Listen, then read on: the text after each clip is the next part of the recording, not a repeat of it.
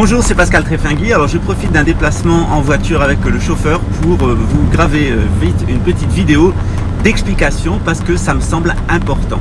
En effet, si vous n'êtes déjà inscrit, faites-le, c'est ici que ça se passe. Vous n'avez pas besoin de liker ou disliker, d'ailleurs j'enlèverai la fonction parce que tout simplement c'est un petit bonus puisque ce dont je vais vous parler maintenant va vous permettre de mieux comprendre la différence entre un discours gnostique, par exemple celui que vous allez trouver dans la franc-maçonnerie, celui que vous allez trouver dans les sciences traditionnelles, en relation avec l'hyperborée et Mu, c'est-à-dire ces civilisations anciennes, cette sagesse pérenne qui a toujours existé, qui existera toujours, et la science moderne telle qu'elle se propose en tant que vérité. Donc généralement quand on nous dit c'est scientifique, ça veut dire que c'est vrai.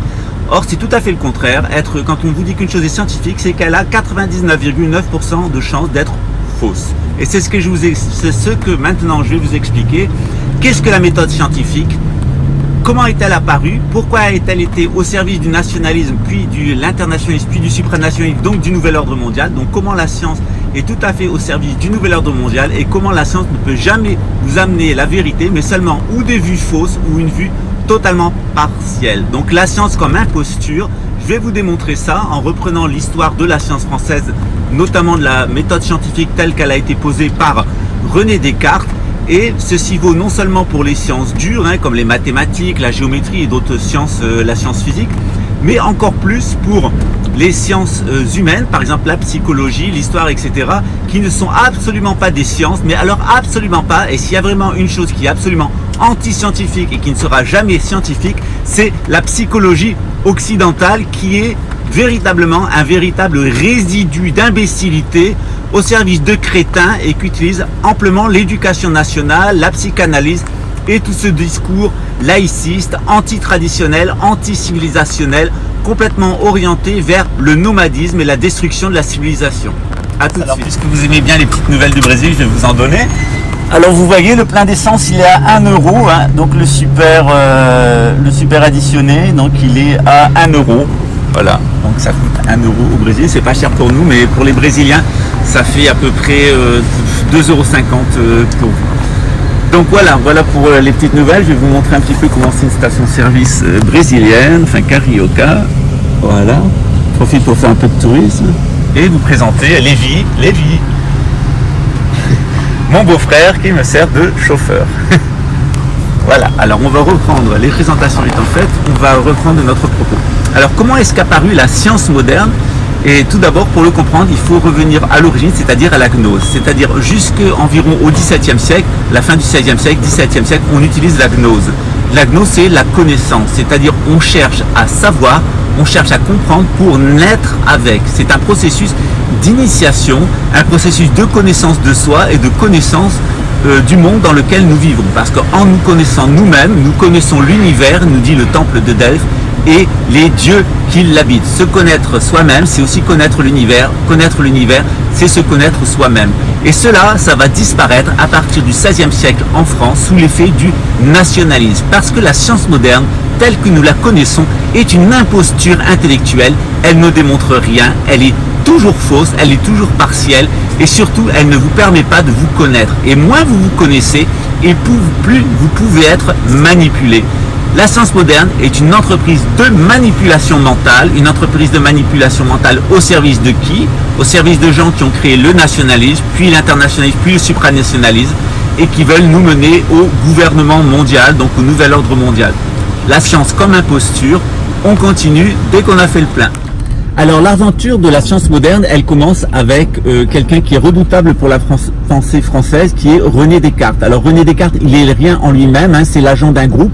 Il est payé par un groupe de financiers qui est en Hollande et le but en fait c'est déjà à l'époque de détruire la pensée traditionnelle, en particulier détruire le catholicisme parce que le catholicisme est l'obstacle au libéralisme, au capitalisme et à l'enrichissement à cause de ses règles morales. Donc les nationalistes non seulement veulent se débarrasser de l'église catholique et ils crient le protestantisme, mais surtout ils veulent se débarrasser de la gnose, ils veulent se débarrasser de la connaissance. Et pour y parvenir, rien de mieux que de créer une fausse gnose, une pseudo-gnose, et ça sera le rôle qui sera imparti à la science moderne. Alors René Descartes, oui, agent du système, payé depuis la Hollande par un groupe de financiers qui plus tard migrera à Londres et sera à l'origine du nouvel ordre mondial tel qu'il est initié par la couronne britannique et depuis la City de Londres, puis Wall Street et enfin Jérusalem, pour finir avec le nouvel ordre mondial. Alors René Descartes, qu'est-ce qu'il nous propose? Traditionnellement, on dit que l'homme, il a un corps, et l'homme, il a aussi un esprit. Alors le corps, c'est la chose physique, composée de 4 éléments que nous voyons et de 3 natures. Et notre esprit, en fait, c'est la partie de l'homme qui est en relation avec le mouvement des étoiles, avec la spirale des étoiles et des planètes dans le ciel. Spirale des planètes en forme de fleurs. Je vais vous mettre quelques petits dessins pour que vous compreniez. Et aussi la spirale des étoiles dans le ciel. Lorsqu'on observe le ciel d'un point fixe, on voit que tout bouge autour de soi. C'est la grande spiration, la spirale, la spiritualité. Entre cette spiration dans le ciel et notre corps physique, va se développer ce que l'on appelle l'âme, et on peut perdre son âme. L'âme, elle est unique, elle est donnée à la naissance à chaque individu en fonction de son thème astral, et elle peut se corrompre, elle peut aussi se bonifier pour atteindre l'immortalité, mais elle peut aussi se corrompre et aller en enfer. Et cette âme, en fait, est donc la deuxième composante. Donc, pour reprendre le ternaire classique de la gnose et de Saint Paul, par exemple, c'est la vision trinitaire corpus, le corps anima, l'âme et spiritus, l'esprit. Et voilà ce que va faire Descartes. Descartes va inverser l'âme et l'esprit. Donc, il va faire de l'âme quelque chose d'éternel, alors que l'âme n'est pas éternelle. On peut perdre son âme, on peut aller en enfer, l'âme va être détruite, on peut aller au paradis, l'âme va être conservée, dit la tradition. Pour René Descartes, non. Il dit que l'âme est éternelle, et déjà il introduit les théories réincarnationnistes avec une âme changeant d'enveloppe, de vie en vie pour toute l'éternité, enfermée dans le monde, dans l'univers. Alors ceci, c'est pas du tout une vision traditionnelle, c'est pas du tout la vision gnostique. Alors pour aller encore plus loin dans cette monstruosité, eh bien Descartes va placer l'esprit en dessous de l'âme, et il va faire de l'esprit deux choses, alors les émotions et les pensées. Alors tout ce qui est lié à la pensée, il va appeler ça l'esprit, on le dit encore aujourd'hui, qu'est-ce que tu as à l'esprit, au lieu de dire qu'est-ce que tu as dans ton psychisme, qu'est-ce que tu as dans ton âme, on dit qu'est-ce que tu as à l'esprit, ce qui est une expression tout à fait faute, qui est apparue au XVIe siècle avec Descartes, et qui a eu beaucoup de popularité au XVIIe siècle, et d'ailleurs sera la base des Lumières. Ensuite, on a les sentiments, les émotions. Alors pour Descartes, elles sont en dessous des pensées. Donc l'homme, c'est une âme éternelle. Ensuite, c'est un esprit qui est formé de pensées et d'émotions. La partie noble, c'est les pensées. La partie ignoble, c'est les émotions. Et on va donc avoir une science qui va se développer vers le bas, une science qui se développe totalement vers la matière et non pas la connaissance de soi, et une science qui refuse les émotions, qui ne veut pas avoir d'affect, qui considère les émotions comme des ennemis.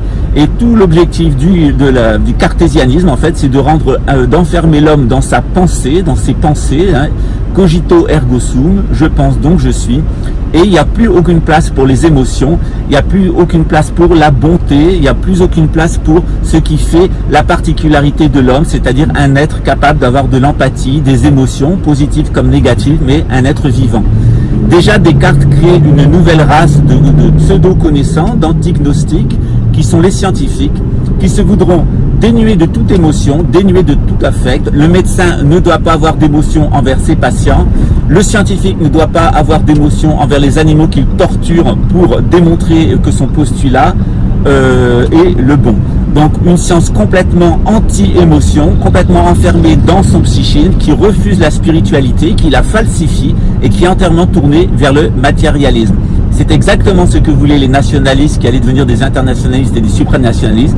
C'est vous enfermer dans le matérialisme, vous couper de vos émotions, vous couper de la connaissance de vous-même pour imposer une pseudo-science, une antignose, complètement au service de l'enrichissement du capitalisme et de son projet de nouvel homme, d'homme matériel que l'on peut manipuler psychologiquement à volonté pour le normaliser.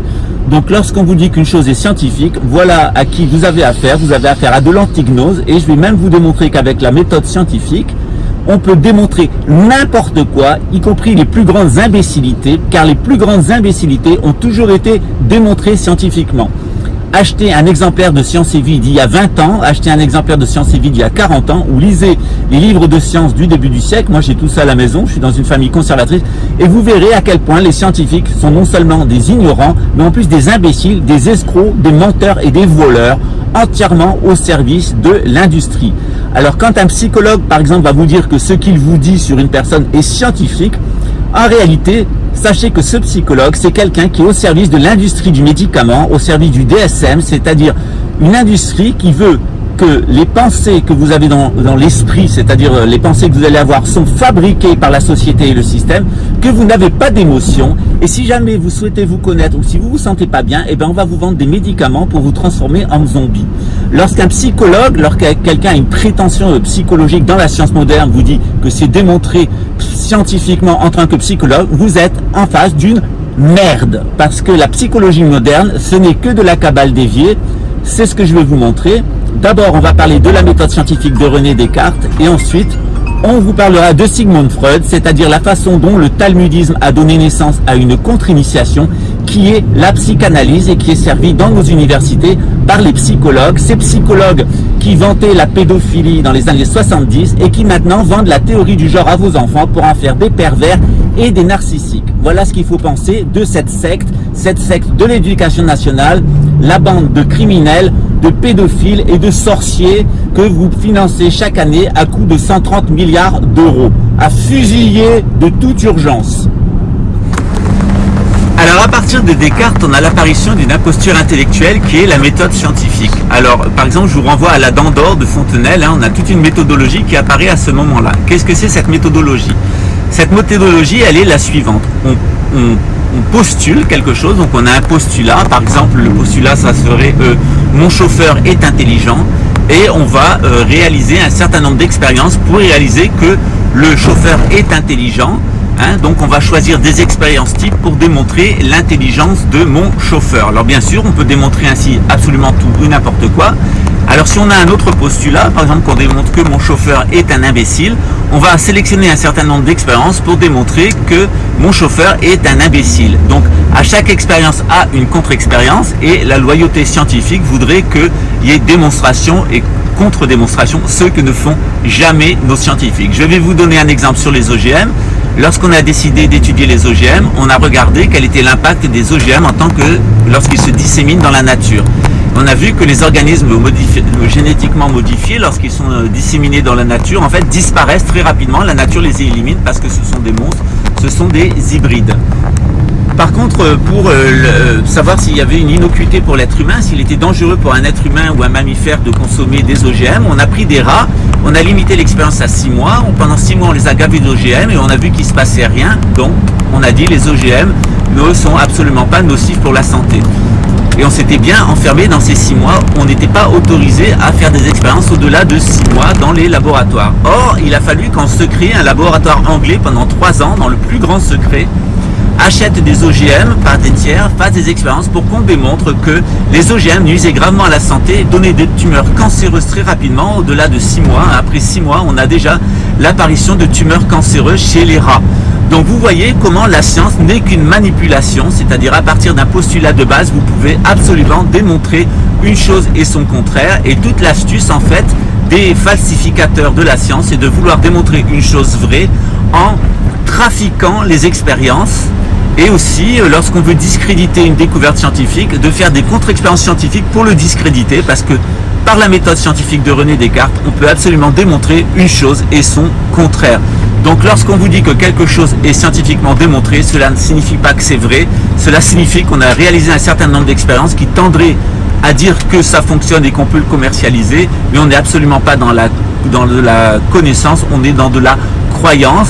On est quelque chose qu'on veut vous faire croire et on alimente cette croyance avec un peu de science, mais certainement pas de la connaissance. Voilà pour la méthode scientifique. Et maintenant, on va parler de Sigmund Freud et de Carl Gustav Jung, qui eux sont allés encore plus loin dans la falsification, puisque la science moderne voulait remplacer la religion pour être au service du capital.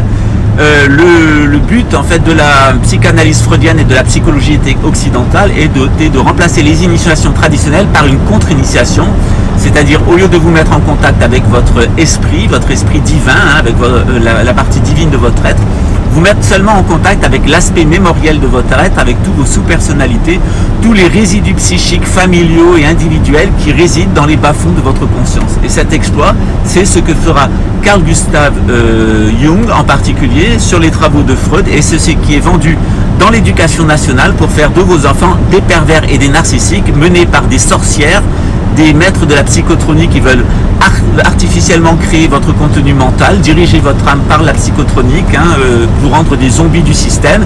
Donc à fusiller de toute urgence les psychologues ou les patapsychologues de l'éducation nationale et les policiers des services de psychotronie qui sont les plus grands serviteurs de nouvel ordre mondial et les plus grands criminels contre l'humanité qui n'aient jamais été pondus. Alors puisque plusieurs personnes de la communauté juive ont écrit des livres sur Carl Gustav Jung et sur Sigmund Freud parce qu'ils étaient épouvantés de la façon dont Freud s'était servi de la Kabbale, l'avait dénaturé, en avait fait une forme de sorcellerie pour amener à la possession démoniaque des gens qui tombaient sous les griffes des psychanalystes et des psychologues freudiens et jungiens et lacanistes, etc. De toute façon, c'est la même secte de psychopathes.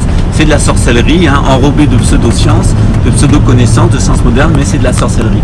Alors, je vous mettrai en note, et je vous renvoie donc à mon livre « La psychologie dans la synagogue de Satan et Église de Dieu », ou dans le Grand Retour des sciences de l'âme, qui est le même livre sous deux livres, où je vous ai donné toute la position de la communauté juive sur la psychanalyse freudienne, notamment l'avis de certains rabbins. Il y a beaucoup de travaux qui ont été faits pour montrer comment Freud s'est servi de concepts de la Kabbale, en a fait de la sorcellerie et l'a mis au service du satanisme. Donc je vous renvoie à ces notes. Grosso modo, ce qu'il faut comprendre, c'est que l'être humain, son âme, elle est composée de deux aspects. Elle a un aspect qui est orienté vers les étoiles, vers la lumière, vers la connaissance de soi. Et elle a un aspect résiduel qui est lié à toutes les mémoires, les traumatismes et les résidus cosmiques, toutes les mémoires de ce qui a pu se passer dans le passé, tous les traumatismes qui laissent des empreintes qui vont déstructurer la conscience et l'enfermer dans ce que le bouddhisme appelle le karma, c'est-à-dire la répétition d'actes passés. Alors tout l'art de la psychanalyse, c'est de faire que l'individu ne veut pas s'identifier à son âme, à son aspect spirituel et divin, mais va s'identifier totalement à son corps, notamment aux mémoires qui sont présentes dans son corps, à tous les résidus psychiques qui sont présents à l'intérieur de son corps, pour fabriquer un ego. Parce que l'ambition de la psychanalyse, c'est de rendre votre ego le plus fort possible, de vous rendre le plus pervers possible, le plus narcissique possible, et de vous permettre de vous imposer aux autres dans un monde de plus en plus violent, de plus en plus dur, dominé par le capitalisme. Donc la psychanalyse, en fait, c'est la contre-initiation, la parodie de l'initiation dans le monde traditionnel. Donc dans le monde traditionnel, vous avez la gnose et l'initiation. Dans le monde du satanisme, vous avez la science moderne et vous avez la psychanalyse, la psychologie, qui sont l'aspect contre-initiatique de cette anti-religion qu'est la science.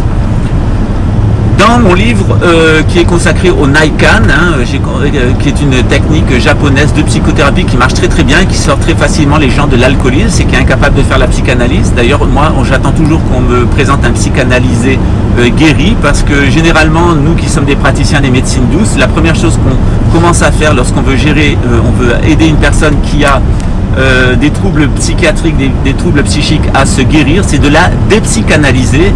Et il faut souvent passer beaucoup de temps à dépsychanalyser les personnes avant de pouvoir les guérir et même les pousser à s'auto-guérir, puisque l'être humain, il s'auto-guérit naturellement, il n'a pas besoin de médicaments, il n'a pas besoin de psychanalyse, il a besoin de se connaître, et une fois qu'il se connaît, il se guérit. C'est comme quelqu'un, quelqu'un connaît la nature, il mange les bons aliments, il ne tombe pas malade, son corps se maintient la santé de lui-même. Donc je vous renvoie donc à mes deux livres que je vais mettre en référence, et puis une autre fois je ferai une vidéo un peu plus complète sur la psychanalyse pour vous expliquer qu'est-ce que c'est qu'une contre-initiation et comment la meilleure chose que vous puissiez faire, c'est de détruire la science moderne qui a inventé la bombe atomique, la psychotronie, l'industrie chimique et tout ce qui saccage nos existences, et détruire la psychologie et la psychiatrie telle qu'elle a été créée depuis 70 ans, environ 80 ans, qui sont une entreprise de destruction psychologique des êtres humains, de destruction d'un point de vue psychologique. Alors il est vrai que lorsqu'on est payé par l'État, qu'on vit dans un HLM et qu'on est marié avec un petit policier bas de gamme sorti des chiottes de la société, ce qu'est la gnose, et ce qu'est l'âme, et ce qu'est une initiation, c'est absolument inconcevable. Et effectivement, on a une partie de la population française, environ 30 millions, principalement les gens qui travaillent dans la fonction publique, qui sont liés à l'industrie et à l'agriculture chimique. Ces gens-là sont des monstres. qui ne se connaissent pas, qui sont complètement matérialistes et donc ça va des agriculteurs qui détruisent la nature avec de produits chimiques à l'industrie du lobby militaro-industriel qui génocide les êtres humains, jusqu'à cette bande de psychopathes intégraux qu'on appelle l'éducation nationale, au sommet duquel on trouve cette espèce de secte, caste de psychologues et de psychiatres qui est absolument les plus grands déchets qui ait jamais porté l'humanité et qui, on l'espère, grâce à ce passage par le nouvel ordre mondial, qui ne se maintiendra pas, pourront être exterminés et éliminés afin qu'on puisse repartir avec une humanité qui peut penser sur des bases saines. Donc encore une fois, le nouvel ordre mondial, il va s'établir, il ne tiendra pas, il est permis par Dieu justement pour amener à l'élimination de toute une partie de l'humanité qui est parfaitement monstrueuse et qui ne peut pas être sauvée. Voilà, c'était Pascal Tréfingui. Je vais vous montrer quelques vues de Rio parce que je pense que ça va vous amuser. Alors si vous n'êtes déjà inscrit, faites-le, faites des likes, faites des dislikes, faites des commentaires. J'essaierai de répondre pour le mieux à vos questions en sachant il y a une longue file d'attente maintenant au niveau de la modération et au niveau des messages, mais on s'est engagé à répondre à tout le monde. A très bientôt, je vous embrasse, passez une bonne journée ou une bonne soirée ou une bonne nuit et puis on se retrouve demain pour une nouvelle matinale. Alors je vais vous montrer un petit peu Rio.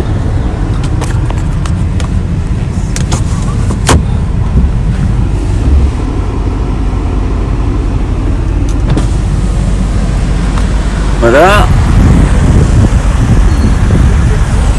Alors ici il y a beaucoup de pick-up comme ça, ils aiment beaucoup ça les Brésiliens, les pick-up c'est très pratique.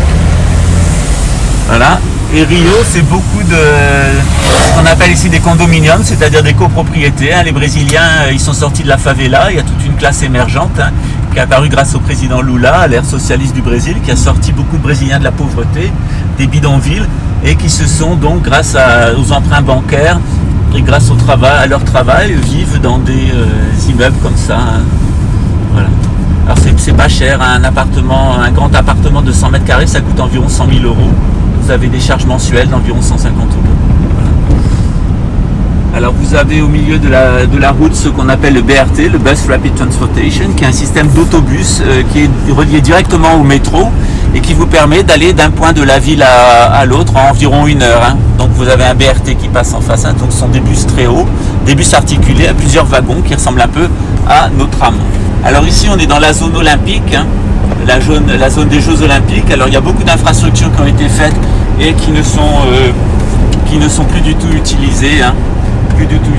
Vous voyez, regardez, tout ça c'était des chantiers qui avaient commencé pour les Jeux Olympiques et avec la crise économique, tout est en faillite, donc tout est laissé à l'abandon. Tout ça c'était prêt pour les Jeux Olympiques, mais ça n'a pas été prêt à temps, donc c'est abandonné.